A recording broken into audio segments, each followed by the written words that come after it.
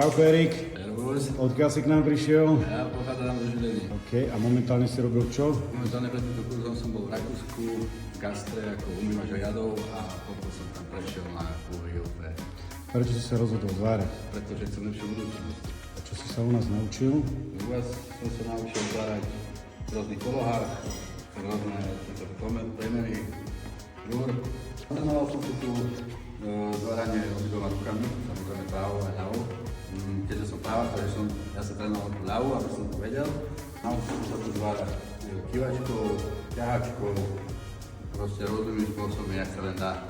Ako to hodnotíš? Hodnotím to úplne pozitívne, super nálada, super ľudia sú tu, nový dobrý coach a samozrejme aj jeho kolega, takže akože odporúčam to tu všetkým a veľmi pekne ďakujem za túto spoluprácu. Díky moc. Rada sa stal. Díky. Peace. Prajem všetko dobré. Ďakujem.